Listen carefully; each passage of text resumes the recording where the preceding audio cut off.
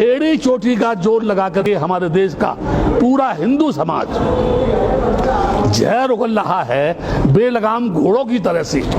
वो सड़क की अनैतिकता पर दौड़ रहा है, धर्म को अधर्म कह रहा है, भिक्षुओं को गालियां दे रहा है। वो रामदेव जो एक बहुत बड़ा व्यापारी है वो उपदेश दे रहा है, जिनको ये पता नहीं कि योग की परिभाषा क्या है। मैं यहाँ ये बताना चाहता हूँ कि जो लोग भी इस भारत की धरती पर हिंदू गणराज्य स्थापित करना चाहते हैं, मैं आपके मीडिया के माध्यम से कह रहा हूं, उनके बाप के फरिश्ते भी इस देश की धरती पर हिंदू गणराज्य स्थापित नहीं कर सकते। क्योंकि जब ये देश आजाद हुआ, अंग्रेजों से जब एग्रीमेंट हुआ, तब डेमोक्रेसी के आधार पर यह देश आजाद हुआ, लोकतंत्र के आधार पर यह देश आजाद हुआ, धर्मनिरपेक्षता के आधार पर यह हुआ।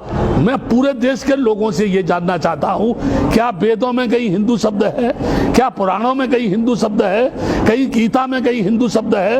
रामायण में कहीं हिंदू शब्द है? उपनिषद में कहीं हिंदू शब्द है? किसी भी एक जगह कोई भी इस देश का मनीषी, ब्राह्मण, इस देश का नेता, इस देश का कोई भी उच्च कोटि का आचार, शंकराचार्य ये बताए हिंदू शब्द आया कहां से? What is the means of Hindu? What is the difference? यानी हिंदूज एंड अदर कम्युनिटीज जो है, मैं ये बताना चाहता हूं, केवल डॉक्टर अंबेडकर के संविधान को ये सीधा सीधा नहीं बदल सकते, क्योंकि उस समय इनके पास कोई अंबेडकर नहीं था जो भारतीय संविधान की रचना करता। इस समय भी इनके पास कोई ऐसा मनीषी नहीं है जो संविधान को बदल दे। इसलिए ये राम मंदिर जो है, ये राम मंदिर के माध्यम से हिंदू गणराज्य लाने की कोशिश कर रहे हैं, लेकिन ये भूल गए जब 60 वर्ष की कांग्रेस सड़क पर आ सकती है तो इनके फरिश्तों को भी सड़क पर भीख मांगने से कोई रोक नहीं पाएगा।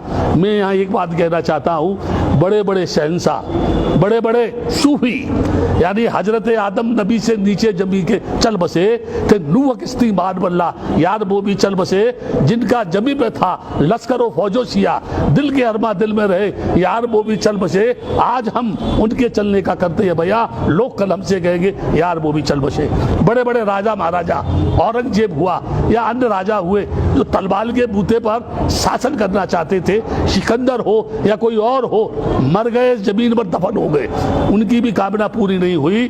तो ये आरएसएस के लोग, ये बजरंग दल के लोग, ये शिवसेना के लोग और चंद ये इस समय नकाबपोश जो नेता है जो पूरे देश को बेचना चाहते हैं, रेल बेच रहे हैं, ये जो है बैंकों को बेचना चाहते हैं, हवाई अड्डों को इन्होंने बेच दिया, ये सारे मुल्क को बेच करके जब बेच देंगे तो ये व्हाट विल बी, यानी what will they do on the land of India? क्या करेंगे इस देश में? क्या करना चाहते हैं ये? इनका मकसद है एनी हाउ ब्राह्मणी संस्कृति को भारत की धरती पर स्थापित करना। अब वो जमाना नहीं है जब कोई पुष्पमित्र सिंह भिक्षुओं का कत्ल करेगा। डॉक्टर अंबेडकर ने बुद्धिज्म को स्वीकार करके एक ऐसी यानी शैली, ऐसी फिलॉसफी, ऐसी भाषा, ऐसी वाणी, ऐसा दर्शन लोगों को बीच में दे दिया है। ज्यों ज्यों लोग डॉक्टर अंबेडकर को पढ़ेंगे, त्यों त्यों इस देश में बगावत करने वाले लोगों की संख्या बढ़ेगी। सच को कहना अगर देशद्रोही की श्रेणी में आता है, ब्राह्मणवाद की सच बात कहना अगर देशद्रोही की श्रेणी में आता है, तो मैं देश के लोगों से कहूंगा, मुझे किसी भी चौराहे पर खड़ा करके फांसी लगा दो, मुझे कोई आपत्ति नहीं है। लेकिन मेरे मरने के बाद भी मेरे जिस्म का एक एक कण ये बोलेगा ये बुद्ध भूमि है, ये बुद्ध भूमि है, ये बुद्ध भूमि है, ये राम जन्म भूमि नहीं है। अगर कोई ये कहता है कि राम जन्म भूमि है तो मुझे बताए राम का जन्म कैसे हुआ? वो कौन थे जिन्होंने चावल दिए थे? उन रानियों के संतान किससे पैदा हुई? मुझे लोग ये बताएं, क्या गोबर से गोरखनाथ होते हैं? क्या मकड़ी के पेट से मकरध्वज होते हैं? क्या यहाँ यानी घास से आदमी पैदा होता है? अगर पहले होता था तो इस सदी में कहीं न कहीं तो गोबर से कोई बच्चा पैदा होना चाहिए, कहीं न कहीं मकड़ी के पेट में से तो कोई पैदा होना चाहिए। ये झूठे, ये बेईमान, ये बदमाश, ये गुंडे, ये लफंगे इस देश की नैतिकता का तहस नहस करके फिर से इस देश को गुलाम बनाने की ओर ले जाना चाहते हैं, जो कभी भी संभव नहीं है, कभी भी इनकी भावना पूरी नहीं होगी। बुद्ध ने कहा पहले अपने आप को जीतो, उसके बाद दूसरे की जीतने की बात करो। पूरी दुनिया जानती है कि बुद्ध के आगा महाबोधि विहार बौद्धों का है। पूरा त्रिपिटक कहता है कि अयोध्या जो है साकेत नगरी के नाम से जानी जाती है। ये कह रहे हैं ये राम मंदिर है, और कह नहीं रहे हैं, उन्होंने उस जगह बाबरी मस्जिद को तोड़ करके राम मंदिर बनाने की शुरुआत कर दी। यहाँ एक प्रश्न है, जब वहां बाबरी मस्जिद थी ही नहीं तो आपने मुसलमानों को 5 एकड़ जमीन देने की घोषणा क्यों की? क्या आप उनको खुश करना चाहते हैं? और फिर ये अभी रक्षाबंधन आ रहा है, उसके साथ साथ ईद आ रही है, और ये 27 से फिर यानी 5 तारीख तक लॉकडाउन करेंगे। ये लॉकडाउन का मतलब क्या है?